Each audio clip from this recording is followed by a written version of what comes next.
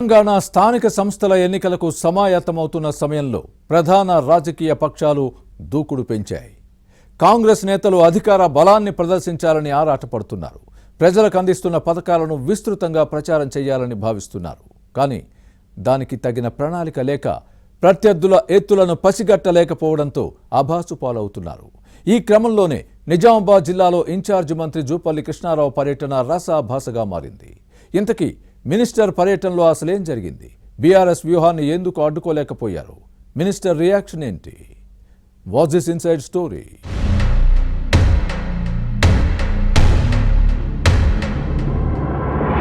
ఏ జిల్లాలో అయినా మంత్రి పర్యటన ఉంటే పోలీసులు ముందస్తుగానే బందోబస్తు ప్రణాళికలు సిద్ధం చేస్తారు.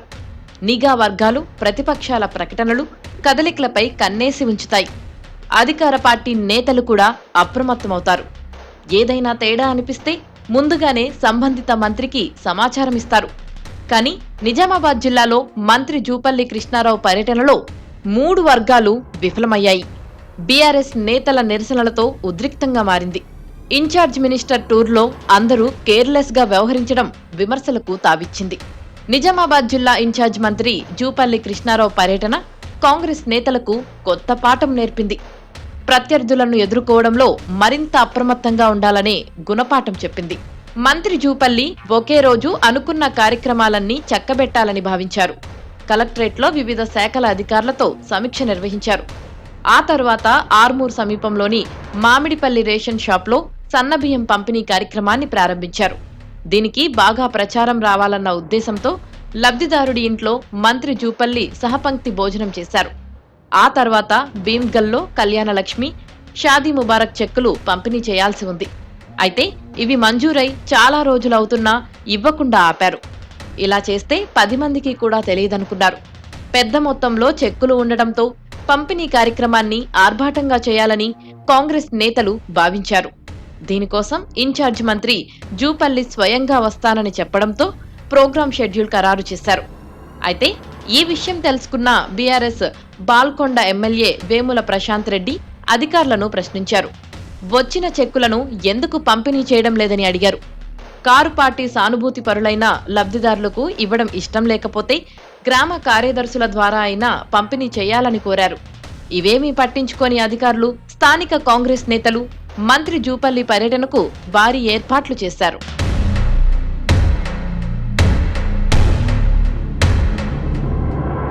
పాల్కొండ నియోజకవర్గం భీమ్గల్లో చెక్కుల పంపిణీకి మంత్రి ప్రోగ్రాం ఫిక్స్ అవడంతో గులాబీ నేతలు భారీ స్కెచ్ వేశారు.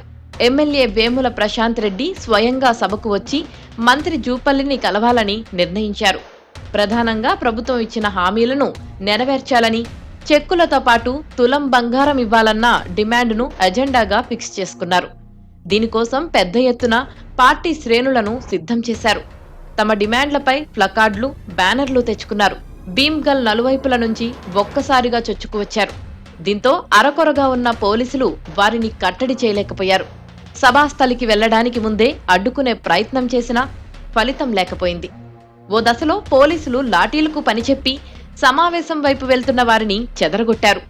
చివరికి ఎమ్మెల్యే ప్రశాంత్ రెడ్డితో పాటు బీఆర్ఎస్ కార్యకర్తలు సభ సమీపం వరకు చేరుకొని తమ డిమాండ్ల ప్లకార్డులను ప్రదర్శిస్తూ ప్రభుత్వానికి వ్యతిరేకంగా నినాదాలు చేయడం ఉద్రిక్తతలకు దారితీసింది.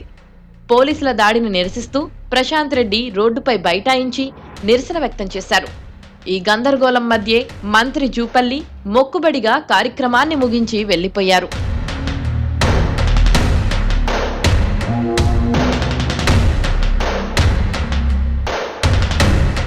అయితే మంత్రి పర్యటన భద్రతా ఏర్పాట్లలో పోలీసులు నిర్లక్ష్యంగా వ్యవహరించారనే విమర్శలు వచ్చాయి. వందలాది మంది మూకుమ్మడిగా దూసుకువచ్చి కార్యక్రమాన్ని అడ్డుకోవడం పూర్తిగా పోలీసుల వైఫల్యమేనని జూపల్లి భావించి పోలీసు ఉన్నతాధికారులపై ఆగ్రహం వ్యక్తం చేశారు. మంత్రి భీమ్గల్ పర్యటనపై 2 రోజుల ముందు నుంచే బీఆర్ఎస్ నేతలు అభ్యంతరం చెబుతున్నారు. ఎమ్మెల్యే చేయాల్సిన కళ్యాణలక్ష్మి చెక్కుల పంపిణీని మంత్రితో చేయించాలని నిర్ణయించడంపై అప్పటికే నిరసనలు వ్యక్తమవుతున్నాయి. మంత్రి కార్యక్రమాన్ని అడ్డుకొని రభస చేయాలని గులాబీ నేతలు ఒకరోజు ముందే నిర్ణయించారు. దీనికి అనుగుణంగానే గ్రామాల వారీగా కార్యకర్తలను సమీకరించారు. దీనిని పసిగట్టడంలో పోలీసులు, నిఘా వర్గాలు విఫలమయ్యాయా? లేక తెలిసినా లైట్ తీసుకున్నారా అన్న సందేహాలు వ్యక్తమవుతున్నాయి. ఈ రెండు విభాగాలు సీరియస్ గా లేకపోవడంపై ప్రభుత్వ పెద్దలు మండిపడ్డారు. కారు పార్టీ వ్యూహం ముందే తెలిసినా బందోబస్తు ఏర్పాటు చేయకపోవడం పోలీసుల తప్పే. మంత్రిని అలర్ట్ చేయకపోవడంతో విమర్శలకు తావివచ్చింది. పోలీసులతో పాటు జిల్లా ఉన్నతాధికారులు కూడా ప్రేక్షకులుగా మారారంటూ మంత్రి ఆగ్రహం వ్యక్తం చేశారు. కనీసం కాంగ్రెస్ నేతలైనా తగు జాగ్రత్తలు తీసుకోకపోవడంపై మంత్రి అసహనం వ్యక్తం చేశారు. భవిష్యత్తులో అయినా ఇలాంటి ఘటనలు జరగకుండా చర్యలు తీసుకుంటారో లేదో చూడాలి.